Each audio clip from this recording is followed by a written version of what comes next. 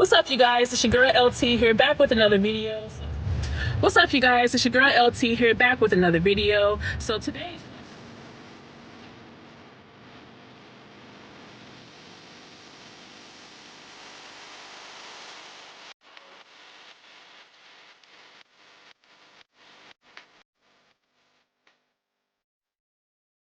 hey guys, what's going on? It's your girl LT, Child Free LT. Welcome back to my channel.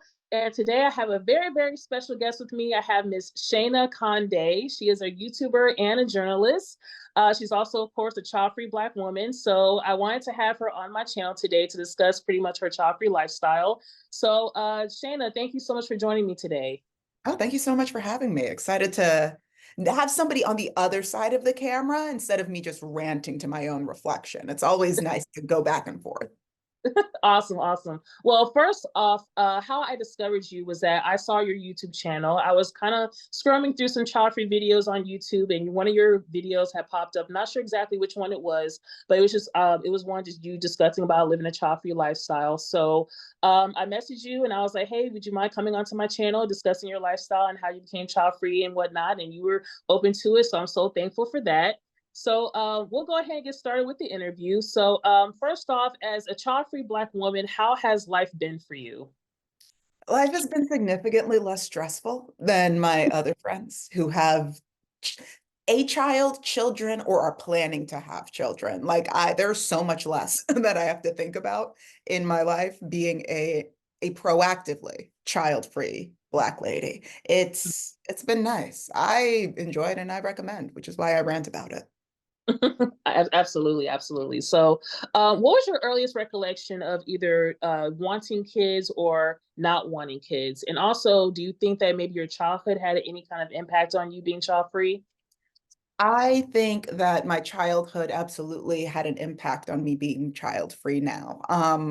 I worked with children consistently throughout my childhood, whether that was for I grew up in a crazy church. I grew up very Pentecostal.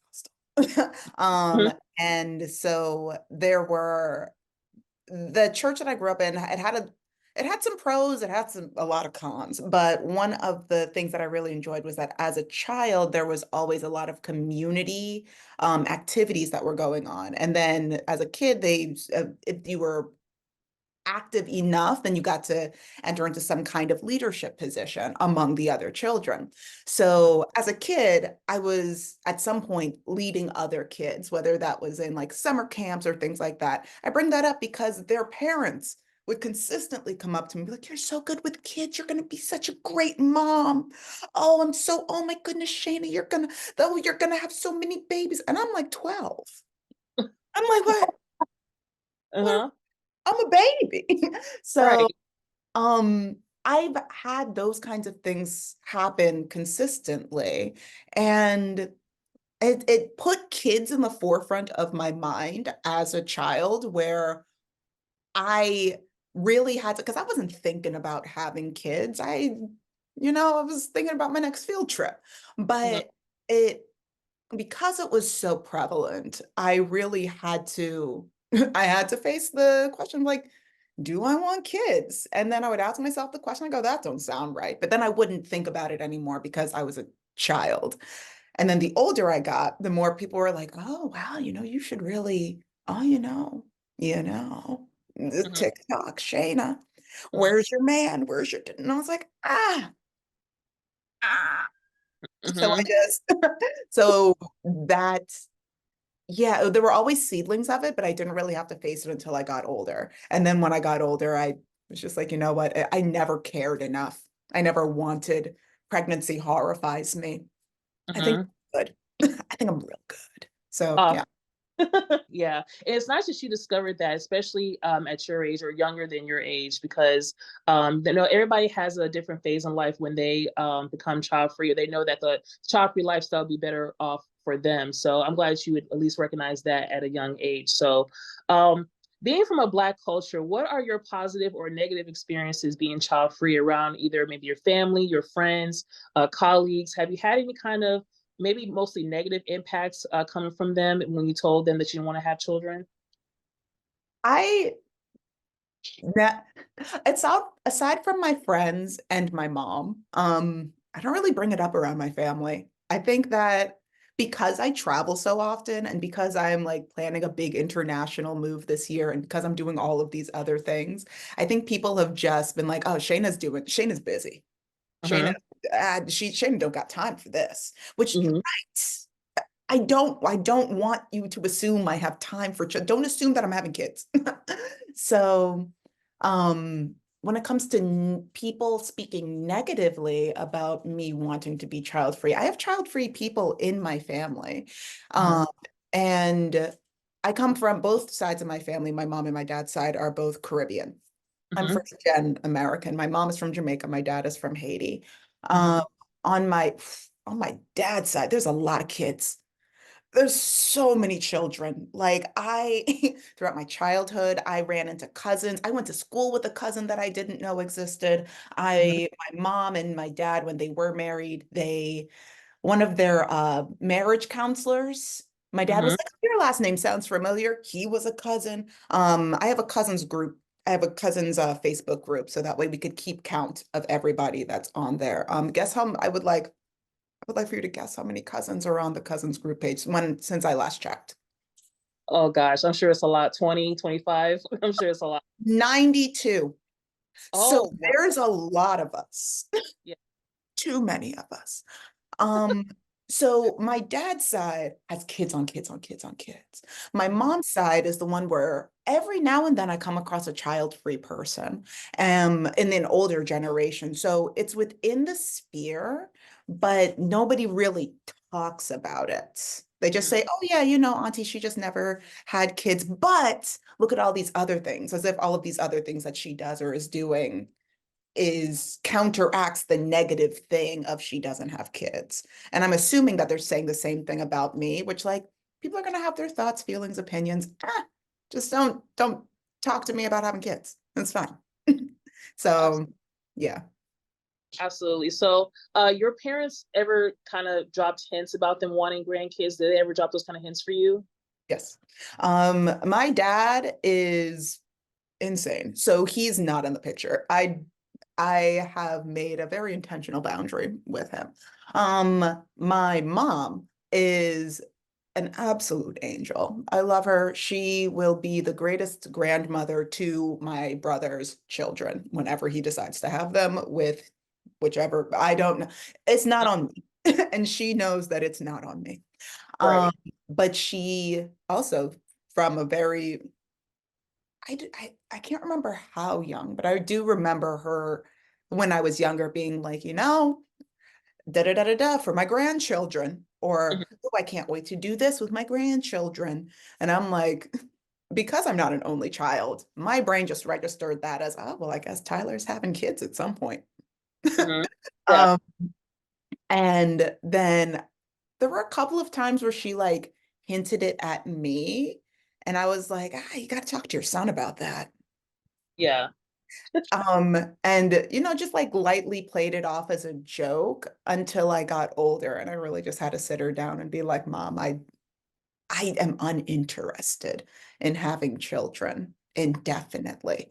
Um, and I really need you to be okay with that. Now, I think because she is a very Christian woman and is very active in the church that she's in, and the church that she's in has so many babies, and Mhm. they're adorable. So she gets that itch scratched through other people's children. And I go, Right. that's fantastic. You get to be like the adoptive grandma um, for so many kids. And she's so happy to do that. So she stopped asking me. That's all that matters.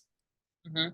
Absolutely. Yeah, it's so funny how like our parents or people in our family always stress the importance of having children, but not thinking about how having a children can really impact us. So let's say God forbid, if you do get pregnant, God forbid you have complications, how that's going to impact and there was this one story I read online that this woman, she was adamant, she was like, hey, I'm child free, I don't want to have any kids, but her mom was always pressuring her to have a child. So her and her husband, I guess they caved in, they finally got pregnant, but the grandma now, she's like saying that, hey, I got this job opportunity overseas, I'm going to go ahead and take it. So now you're going overseas. So now I got to take care of this kid on my own. When you said you were going to be there for me, taking care of it. Mhm. So now I'm dealing with being a mommy to a child that I never wanted in the first place because you say you're going to stay here and help out. So people don't understand and realize that, life can change in an instant. You never know what's going to happen. So, it's best to be in a situation where you can actually say, hey, I know I don't want to have kids. That way, if anything does happen, I know my life is not going to be impacted by having a child. So, And just some people. to jump off of that, because yes to all of that. Mhm. And something that I talk a lot about on my page is when it comes to the pressure of having children and the it's a quiet kind of pressure. It's a gentle kind of nudging, but it's gently nudging you off a cliff when it comes to people saying, especially intimate partners. I'm talking boyfriends, I'm talking fiancés, I'm talking husbands that are like, oh, well, I know that I always wanted to be a dad. Like being a dad is like the best thing that I could ever be in whatever. But one, what does fatherhood actually mean to them? Like how active is their fatherhood if you want to have children? But Yeah. if you're on the fence or if you're saying absolutely not, like if you're saying absolutely not, then like don't let somebody peer pressure because he's not going to be pregnant for you. He's Hmm. not going to go into labor for you. He's not going to raise that kid for you. And he can leave at any time. Right. Exactly. It happens consistently. So the idea of like, oh, well, my mom really wants me to have kids. Oh, my family. Oh, this person. Oh, my husband, boyfriend really wants me to have kids. They're not giving birth. They're not raising the child. And you can think, oh, but they love me so much. Oh, but life happens. Hmm. And you can't make somebody stay if they don't want to stay. And you Hmm. can't make somebody raise that kid that now exists, this human form that now needs to be molded to be a productive member of society. If they don't want to be a part of that, now this is on you. All right. So, okay. So, have you ever thought about getting any procedures done? If you currently do not have one, to make sure that you don't have any children. I've thought about it. Mhm. I thought about it and I'm still thinking about it. I don't know, mostly because I already have some medical things like going on with my body. I have something called neuromyelitis optica, which is very similar to multiple sclerosis. I call it the ugly stepsister of multiple sclerosis because people know MS. Nobody knows this. Um, and it's not that, and this is something that I discuss like ad nauseum on my page because people are like, oh no, you're like childless because you can't have kids. No, I can have kids. It's just complicated. Like the whole process. I'm like, ah, Mhm. must I? So, and the way that it manifests in the body is that sometimes your autoimmune system, like any other autoimmune disease, sometimes your autoimmune system can attack your your body Mhm. for whatever it perceives as danger. And I don't know if me doing, because I haven't had an invasive procedure before, and I don't know how my body would handle that. And I'm Okay. so I would need to talk to my doctors about that basically, but I don't want to talk to my doctors about that now because I'm planning on moving to another country anyway. So I'm like, me talking about my doctors about that here, what good Mhm. is that going to do me when I'm like 7 time zones away? Um, so yeah. Absolutely. Okay. So I think so. Society has rules, and they may have an agenda about certain topics and issues. So, what are your thoughts about how child-free women are portrayed in society? What are my thoughts about how child-free women are portrayed in society? I think that and I don't know if it's just the corner of the world that I live in, but I think that there are two extremes that child-free women are put into. There are, and I'm trying to figure out if I know that one is very heavily like pushed upon by men that are angry that women are not trying to be, that women don't want to reproduce with them. And that one is like the shrew, the like angry, lonely woman who just has a horde of cats and all of that. Like there's this idea Mhm. of what they think a child-free woman is over here. And then there's another extreme over here, which just like the mind you, these are ideas, not like actual people. Then there's another idea over here of like the hard business woman. She doesn't have feelings. She doesn't really care about family, even the family that already exists. She's all about business, business, business. She doesn't have friends. It's all about business. I'm like, ah. Mm-hmm. Both of these, when I say it out loud, sounds like a man's worst nightmare. Yeah. It's these aren't real people. These aren't real people. But I think that when people think about the images that have been portrayed in media, in stories of child-free women, even when you think about like older Disney movies, right? And you think about who were the witches, who were the angry women. You think about like the Ursulas, you think about the bewitching of the apple. These are images of older child-free women that we've been raised into. And so breaking that with the current reality of we're child-free and happy, which I didn't realize a lot of people didn't know was a thing, that you could be happy, you could be joyful, you could be youthful, you could be adventurous, you could be all these things and child free, Mm-hmm. because those ideas that have been pushed so heavily, those narratives, um, and not just in media, but also I was raised in the church. And the idea of like the Proverbs 31, it's not that people would diminish child-free women in the Bible so much as that would raise up mothers to be Mm-hmm. like, this is the best thing that you could do. Mary being a 15-year-old mom is the best thing that could happen, like that kind of thing. And Mm-hmm. I'm like, ah, this is really the goal here. So Yeah. Sunday school teachers didn't like me a whole lot because I had a lot of questions.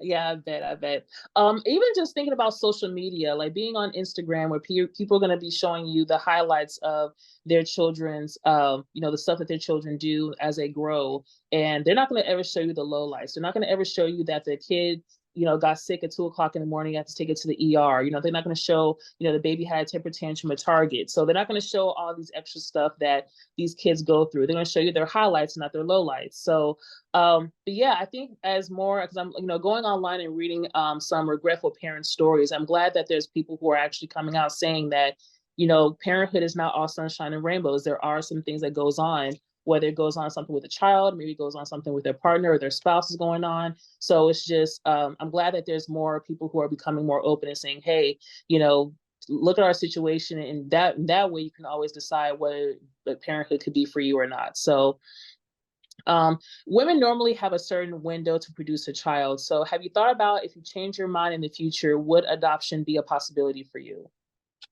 I have been thinking about that question all the way up until maybe 15 minutes ago. Hmm. And I am like, and when I remember being younger and people asking me or like trying to say, oh yeah, you should totally be a mom. It's like, oh, I don't know if that's right for me. Maybe I'll adopt. And that would sedate them. And that would stop the conversation. So I was like, oh yeah, like that's a good one.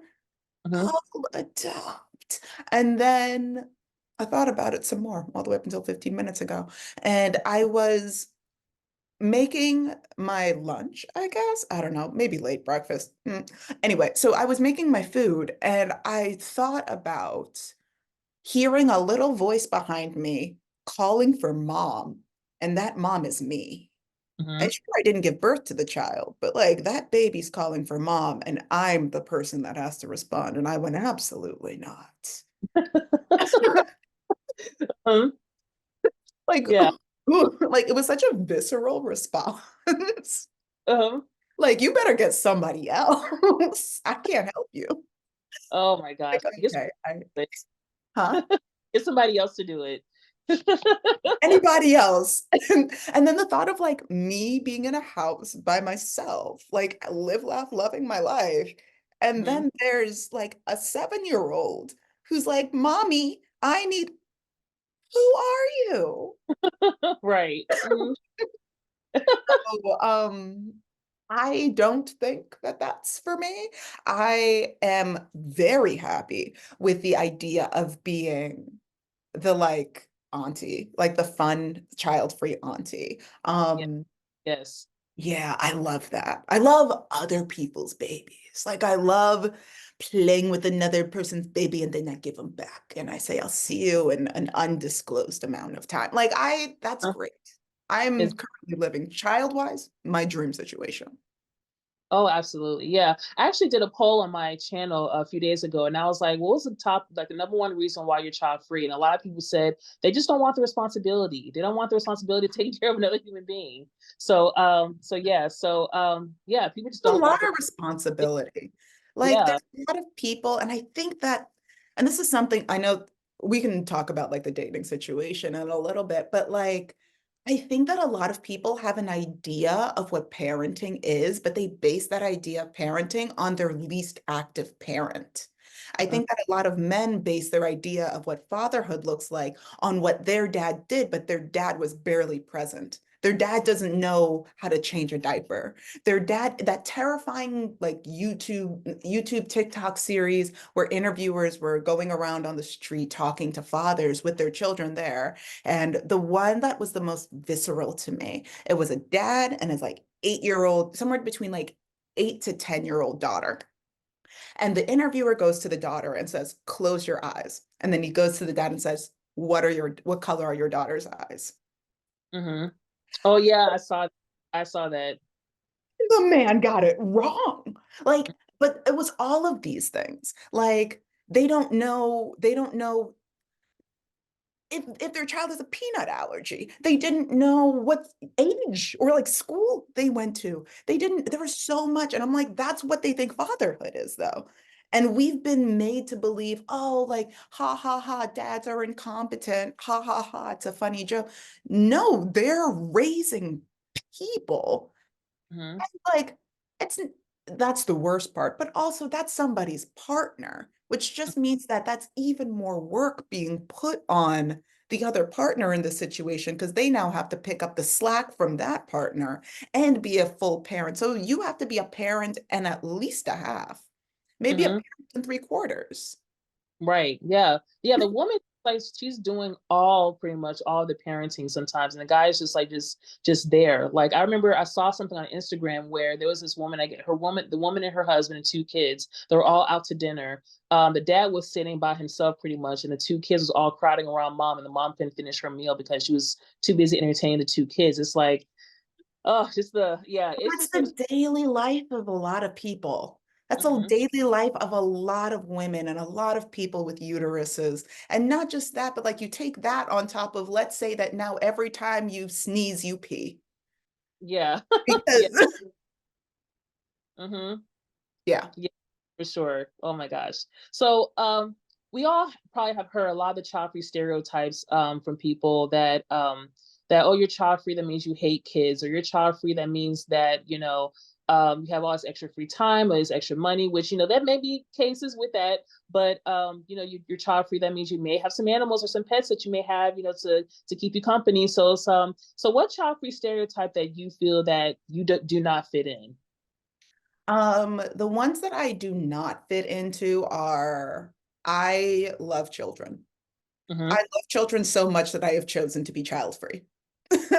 Okay. That's the biggest stereotype that I don't fit into. I actually made a video about this recently because I find it very interesting that there are people within the child-free community. And like, listen, you not everybody has to love kids. It's more than fine. Right. And I don't judge them for that. But I think that when it comes to the level of disgust that a lot of people within the child, not a lot, but like a number of people within the child-free community have, it's almost like you have to be disgusted with XYZ in order to consider yourself child-free. And I'm like, since when did we put barriers for entry to this? Right. Like, it's calm down. Like we're all Right. child free.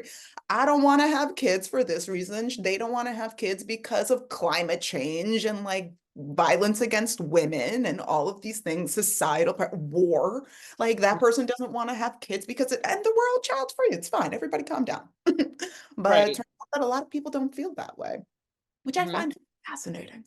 I think I'm working on it. Actually, there's a really big project that I'm working on right now that I didn't realize was a skill set that I had that people were interested in, which I think will help me with the bigger part of my financial situation. But while I make enough for me to live the life that I want, I'm Hmm. not dripping in money.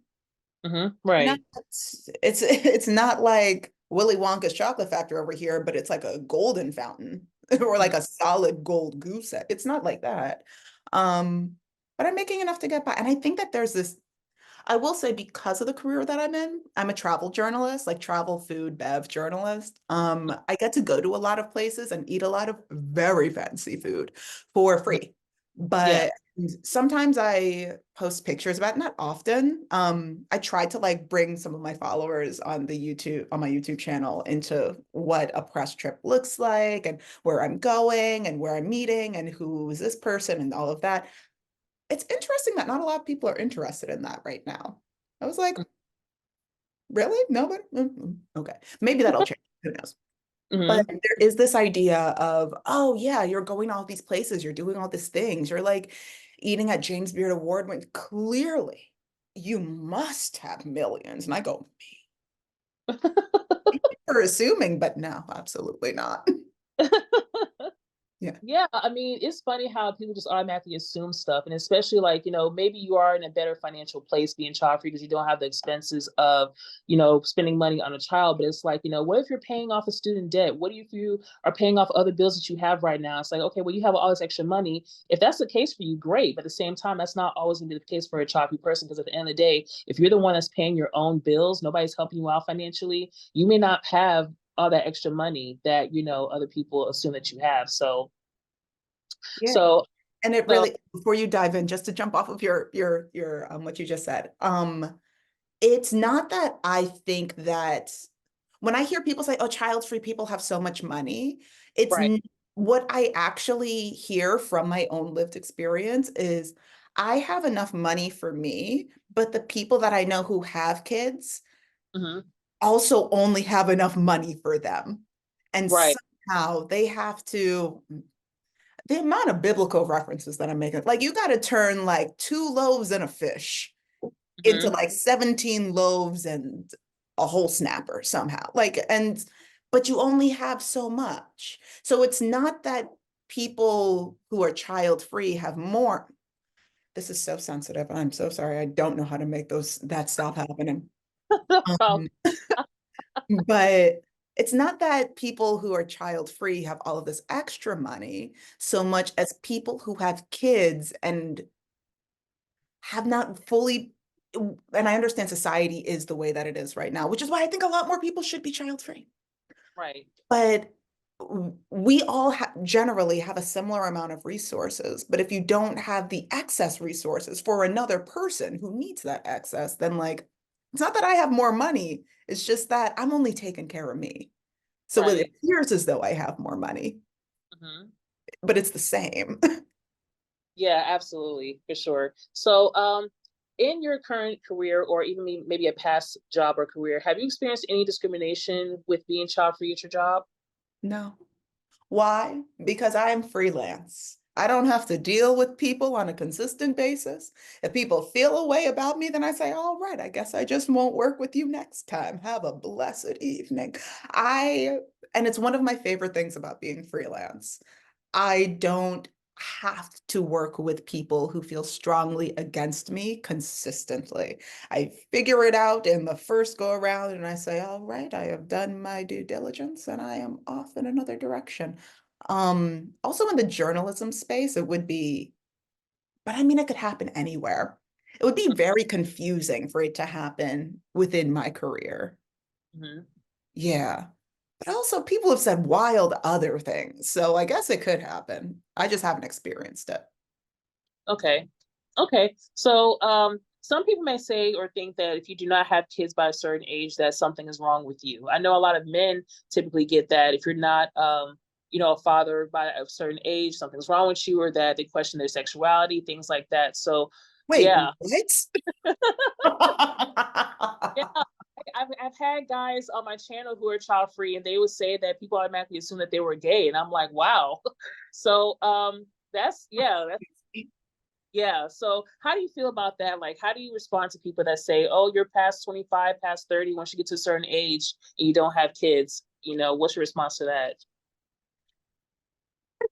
One, I think it's literally funny. I think it's actually very, very laughable. Mm-hmm. Um, and I, is this mean? I don't know. I think that people that think in that way lack a level of complexity that makes me interested in their thoughts as people. Mm-hmm. Like, I, if that's how you think, if you think that the human experience is that reductive, is that copy and paste, is that simple, is that breeding oriented, then the kinds of thoughts that you have, the kinds of discussions that you want to partake in, the kinds of things that you do, I'm uninterested in. Mm-hmm. Like and I also recognize that people are allowed to have their thoughts, feelings, etc. So I don't have to make sense to people. Arguably, I make sense to very few people overall, and that's fine. I also love the idea that I am not meant to be perceived. Um, I am so much more than my reproductive abilities. And if somebody wants to reduce, once again, I don't want to make it stop, No problem. but if somebody wants to reduce me down to, oh, you have not had a child by 25, there must be something wrong with you. Something, okay, okay. It's a little much. It's a little much, but I can't stop myself. Sometimes when it's like a dating situation, it hasn't come up around the like child-free thing, but when a man is trying to flirt with me by like negging me or like trying to make me feel smaller to make him feel bigger, I tell them to Google me. Mm-hmm. And so the idea of somebody being like, oh, like what, you're past 25. Also like I'm in my 30s now. So like if somebody's like, oh my God, like, what are you like 26? I'm like, oh my God, stop. But like, there's so much more to me than me having a kid. Google me. Mm-hmm. There's so much else that I'm doing that's, in my opinion, significantly more interesting than popping a watermelon out of my vagina. That being said, props to the people that can do and walk around like a fully formed human being. I know that you underwent something that terrifies me, and I have the deepest respect for you. Not to say that it's not interesting to be a human portal to another realm. You've created a soul in your body. That's dope. I don't want none. And there's still interesting, amazing things to be done in the world that I'm doing. Absolutely, absolutely. So there's a lot of conversation about legacy. So, which I feel that is more for a man than a woman. And I think a lot of people go to men about legacies. Like, what's going on with your seed? Like, why can't you leave a seed here? What's going to happen to you when you pass away, and all that kind of stuff. So, does Yeah. legacy really play a factor for you? Is that important to you to leave some kind of a legacy, or it doesn't really matter for you? It's while it's not something that I actively think about, it is something that I am actively doing. Like I don't think about doing it, I just do it. So I'm an astro girly. I'm an astrology fan. So I am an Aquarius rising. I promise this is all going to make sense. So basically, what that means, your rising your rising determines the trajectory of the rest of your chart. It's your first house, your house of self, your house of image, your house of how you look. It's in charge of a lot of things. And Aquarius is the water bringer. It is the community organizer. It is the advocate. It is also inherently misunderstood.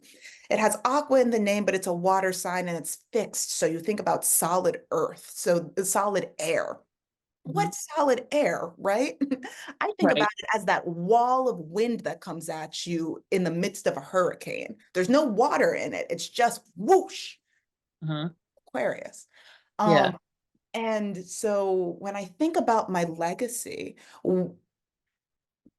it's not it's not something that I have to think about. I naturally build community. I naturally advocate. The work in journalism that I do, I advocate for marginalized people across the world in the food and beverage space. And it's not just, ooh, eat here, eat here. No, I've gone to rural parts of Mexico where a Mm-hmm. lot of people don't even speak Spanish. They speak the indigenous language there.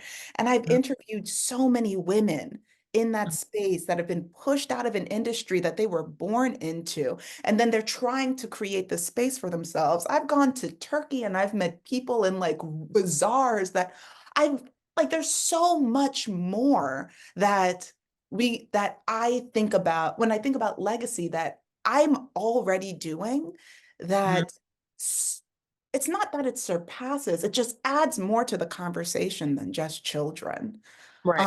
Um, and the idea, and that's so much pressure to put on a child anyway. You need to be my legacy.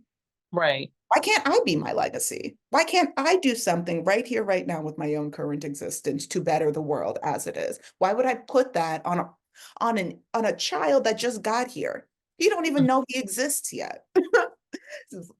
Why can't I be in charge of if that's something that matters to you, why can't I be in charge of my own legacy? And does that, why is that less than?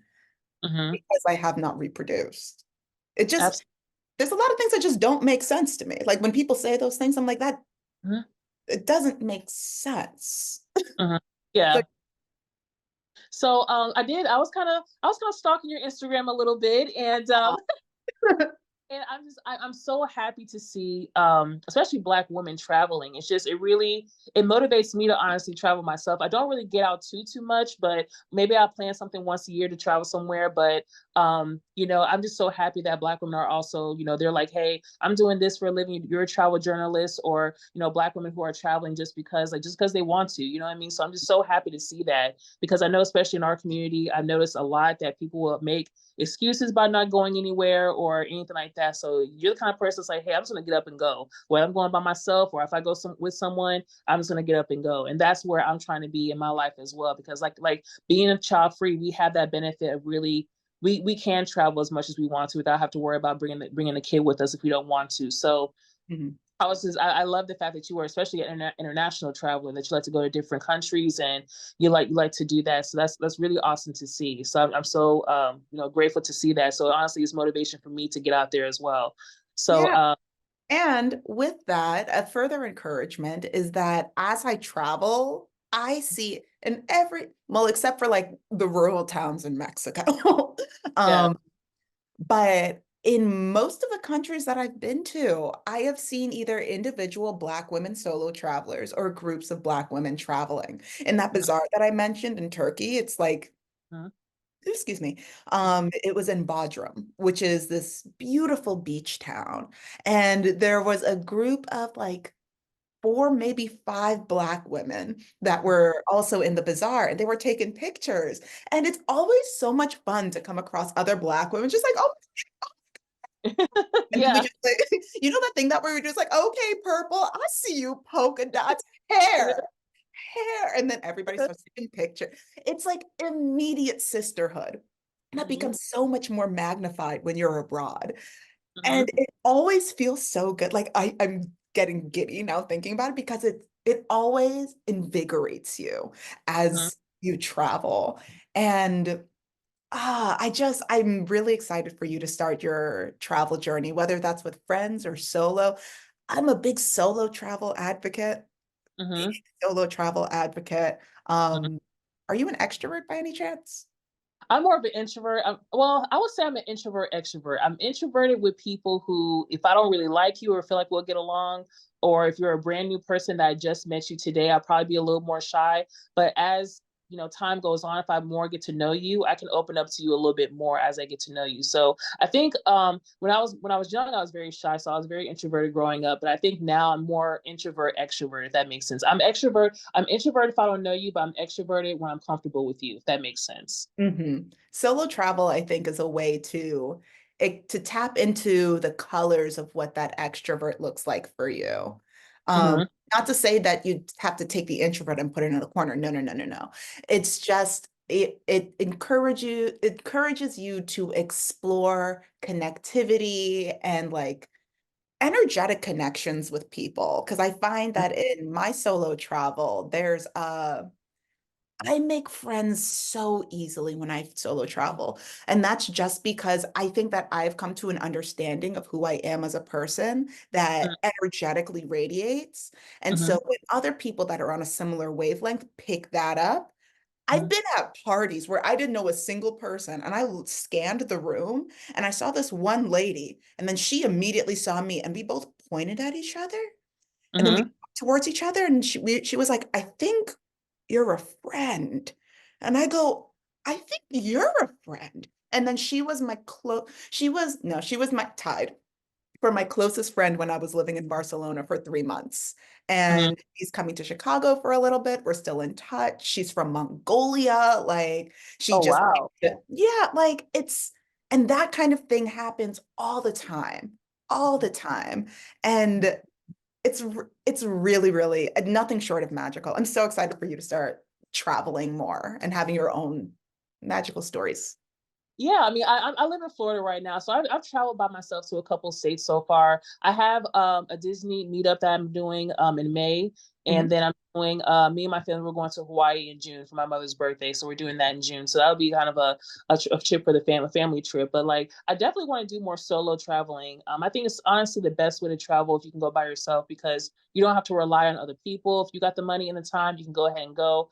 And if Mhm. you want to invite people, that's your choice too. But at the same time, if a certain person don't go, it's not going to stop you. You know what I mean? So that's Mhm. what I really do like about that. So okay, so my last question. So what advice would you give to a maybe a young man or a woman who is on the fence about having children, but they may be getting pressure from either from society, from family, or whatnot? So if you can give any advice to anybody about children, what would you give them? Um, Advice I don't have. I have questions. And I would just ask them a couple of questions. Is society going to raise your baby? Mm-hmm. Is your mom going to give birth to your baby? Mm-hmm. Is your husband going to labor for you? Mm-hmm. Is like, oh, are all of these entities or people, are they going to do the child rearing that you would have to do to be a parent? And we know the answer to that. This is a very rhetorical question. But because that is not the case, do you still want the child? Like, do you Right. still want to be pregnant? Do you still want, knowing that all of these people saying all of these things are not actively a part of that experience that you will have to go through in order to, do you still want the child? It Mm-hmm. needs to be a hard yes or a hard no. I believe in enthusiastic consent. You have to enthusiastically consent to a child. You can't partially be like, I think I want to make a human being. You have to want to make a human being or you don't. If you're Right. being intentional about it, it's one of the reasons why my platform is interesting. I don't think that people say that it is, but I don't find this particular element interesting because I think being child free and intentional parents, we're saying the same thing. We're saying the Mm-hmm. exact same thing. Know what you want, study for it, learn about it, like understand the intricacies of it. Do prepare yourself as much as possible and then make a choice. Mm-hmm. Child-free people know a lot about parenting. They know a lot about children. They know a lot about the kind of life they want to live, the style of it they want to live. They know a lot because we've had to think about these things to make this choice that is a political choice, Mm-hmm. especially as a Black person. We were Mm-hmm. forced to breed politically. People would Mm-hmm. not have sugar, would not have cotton, would not have tobacco if we were not forced to breed and it was not written into law. Mm-hmm. So, like, with all of this being said, do you enthusiastically consent to want children? If the answer is like, absolutely not, yeah, I think so. That's a no. Mm-hmm. Absolutely 100%. Okay, go have kids. Mm-hmm. Anything less than that, stay at home, do something else, buy an Xbox. I don't know. Oh my gosh. So that is that's so cool. So Shayna, you've been such an awesome guest. I really do appreciate it. And I'm so happy, like I said, I met another child-free Black woman who is so open to discuss this topic, because I know in our community it's very taboo to be child free, or at least discuss about not wanting children. So because you may get, you know, repercussions, or you may get judged and all that kind of stuff. I'm just so happy that your YouTube channel is expressing being child free can really impact us, and you're just so open about it, and you're loving your life right now. So so before we close, if there's anything that you want to promote, if you have social media or anything that's coming out for you, this is your time to shine, if you want to go ahead and promote that. Yes. Okay. Definitely follow me on YouTube. My handle is at Shayna Conde, SHAYNACONDE. If you are curious about any of the things that I've written about, oh my goodness. Okay, so like a little bit more about like who I write for. So I write for Wine Enthusiast, I write for the BBC, I write for Food and Wine Magazine, I used to write for USA Today, I write for Wine Spectator, I write for TripAdvisor. There's a bunch of people that I write for. If you're curious about any of those things, I also have travel guides in there that talk about what I like to do in the places that I go to, why I recommend those places. I don't travel just for like aesthetics. I travel for good food. So if Mm-hmm. I'm going somewhere, I'm gonna eat. Right. So if you're curious about like the places that I've gone to, what I've eaten, why I think it's not just good, but interesting, culturally relevant, politically potent, my website, which has all of these things, is SHAYNACONDE.com. And oh, I would love it if you guys could follow me on like Instagram. That's Mhm. Shayna RC, SHAYNA RC. I don't, that's mostly my like place to drop my pretty pictures. And I would promote my TikTok, but I've been so aggressively shadow banned on there. They really don't like when I talk about Black people things. And I'm so close to 100K. Like, oh, Mhm. so you can follow me on there, but like, it's Shayna RC0. Mhm. Um, but a fun thing that's going to be coming out is, and you guys kind of have an exclusive of this. I was recently interviewed by Cosmo about my child-free experience. So I'm Oh. gonna be in Cosmo, not in the United States, but I'm going to be in Cosmo in the UK. So the Brits are going to be able to see me. But it's going to be in print and in digital. So, but that's coming out around my birthday, and my birthday's in October. So. Oh, that's awesome. Yeah, well, definitely keep me in the loop about that. I can definitely post that on my channel as well for you. So that's going to be awesome. So yeah, I have all of your social medias here. I'll make sure I'll put all her social medias in the description box below. Make sure you give her a follow, give her a shout out, let her know that you enjoyed the video, and that and just keep in touch with Miss Shayna. So thank One you more guys. thing, totally forgot. So Yes. sorry. Okay. So I am on my YouTube channel. Oh my God, there were two things. Jesus. Okay. So for my YouTube channel, I'm working on making a membership. If you guys are interested in being a member, please let me know. I'm working on that right now. I think I'm trying to make more of a transition to being more on YouTube than in the journalistic space. It's a little complicated over there.